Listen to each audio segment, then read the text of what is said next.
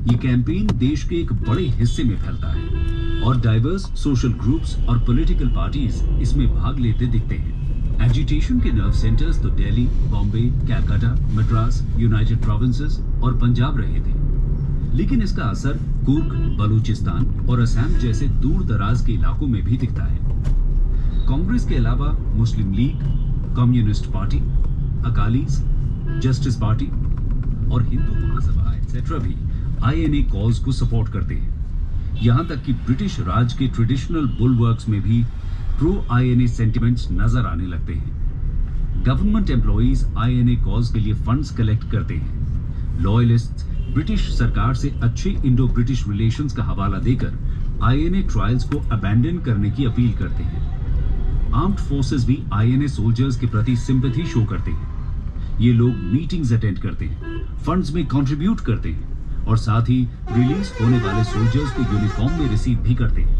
इसी समय ब्रिटेन को भी आईएनए इश्यू की पॉलिटिकल सिग्निफिकेंस समझ आने लगती है और इसीलिए कोर्ट मार्शल में गिल्टी करार दिए जाने के बावजूद 3 जनवरी 1946 को आईएनए ऑफिसर्स को फ्री कर दिया जाता है। ब्रिटिश गवर्नमेंट के इस चेंज्ड एटीट्यूड के पीछे कुछ इंपॉर्टेंट कारण थे जिन्हें समझना जरूरी है।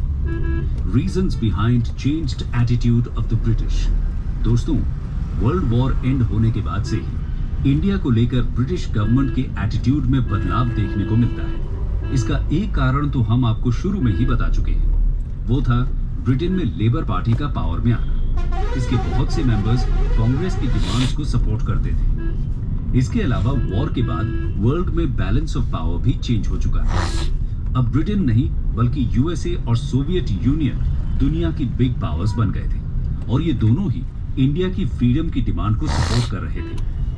वॉर में ब्रिटेन की जीत भले ही हुई थी, लेकिन उसकी इकोनॉमिक और मिलिट्री पावर को बहुत बड़ा नुकसान भी हुआ था। खुद को रिहेबिलिटेट करने में ब्रिटेन को अभी सालों लगने वाले थे।